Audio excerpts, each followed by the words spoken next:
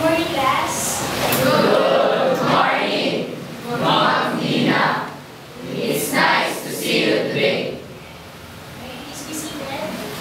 So let us magsimula tayo para sa ating aralin sa pamamagitan ng dasal na inuho sa atin ni Jesus, ang Ama namin. So inaayaan ko kayong lahat na umupo ng maayos para sa ating dasal.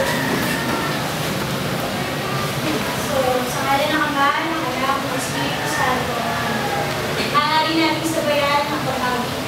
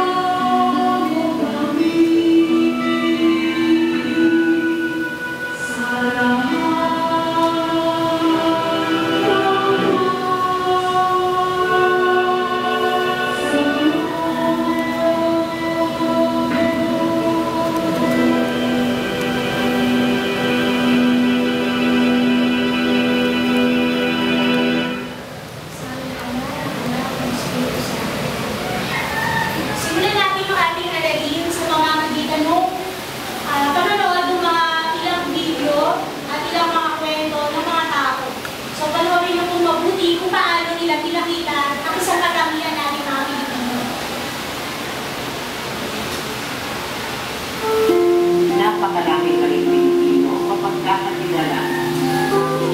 Walang katumbas na pera at sakaw.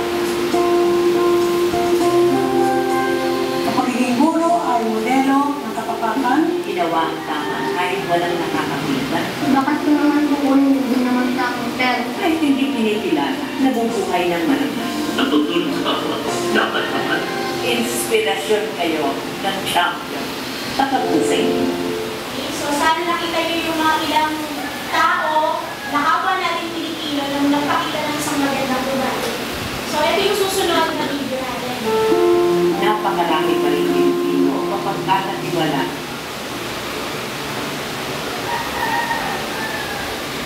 So yung tanong, kung meron kang 1,000,000, ano ang gagawin mo dito? Italim mo din ako, bibili ko ng meron wala ko yun, may bibili ako ng bahay. Tutulong sa pamilya ko. Nakasito, kahit na sa simbahan. Para yung hindi naman sa pati, magkaya na siya, para makalumbari din ang meron na mabutihan, makatulog ko sila. Sumapa ko mga lang, hindi mo kaibigan. Tinutulog sa mga Tatapakan. pagkakas nila, tutulong sa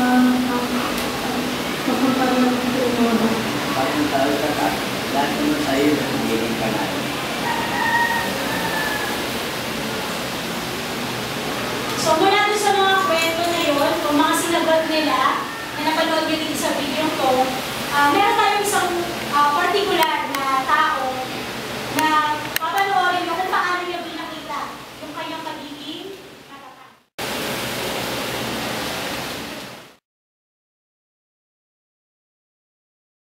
Tungkol sa buhay ng bata si Agustin. So, ito yung kanyang larawan. Kapag nabasa nyo yung kanyang istorya sa dyaryo, meron siyang pamagat, hope for the future. So, anong ibig sabihin ito? Anong pakahulugan nito? Na siya, bilang isang bata, nagpakita ng katapatan. So, ibig sabihin, tayo rin, na ibang tao, na mas nakatatanda sa kanya, kaya din natin. Kaya nakasulat nga dyan, tapat na bata, Agustin Laude. At napakaganda nung sinabi niya. Pakibasa nga ako ng lahat. Nung nakita ko yung bag, gusto ko agad isauli yun sa may-ari. Hindi naman po kasi sa akin yun. Okay, so, ano yung pinapakahulugan niya sa sinabi niya yun? Ibig sabihin niya na kahit hindi yun sa kanya at walang nakakita sa kanya na nakuha niya yung bag, meron pa rin siyang ginto ang puso para ibalik yun sa may-ari. So, yung pangalawa naman, yung kwento naman ni Jennifer Baroga. So, ang kanya namang pamagat, tapat sa serbisyo. So, sino siya? Isa siyang janitress sa Manila International Airport. So, naglilinis siya doon, minamag niya yung mga floors. Nakakita rin siya ng isang malaking halaga ng pera.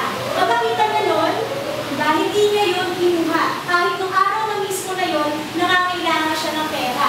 Ano yung ginawa niya doon? Ibinalik niya ito doon sa mga namumuno sa Manila. Kaya sabi niya pa nga, ang katapatan daw ng isang tao, sabi niya, kapag tapat ka, meron pang maipapalit sa'yo na mas marami pa dito. Pangatlong halimbawa ng katapatan, tapat sa trabaho. So, si Jaime Mayor. Sino naman si Jaime Mayor? So, isa siyang kutsero. Alam mo natin kung ano yung kutsero? Yung isang, hindi natin alam. So, yung kutsero po, siya yung papatakbo ng kalesa sa may Maynila, sa Intramuros. Okay? So, ano sabi niya? Nakapagpasakay siya ng isang mga dayuhan, Frances. Tapos, naiwan yung gamit sa may kasamang pera sa kanyang kalesa. Pero anong ginawa niya? Hindi niya pa rin yung kinuha. Siya din mismo, si Jaime, ibinalik niya yun sa mga dayuhan.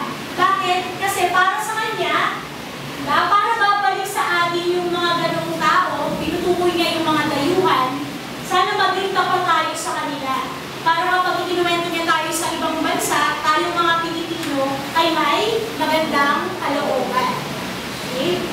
So, mula doon sa mga iilang kwento na yun, ng mga taong naging tapat, at doon sa video na napanood niyo kanina, so, bagay doon, ano yung mga naging indikasyon para piliin nila yung maging matapat.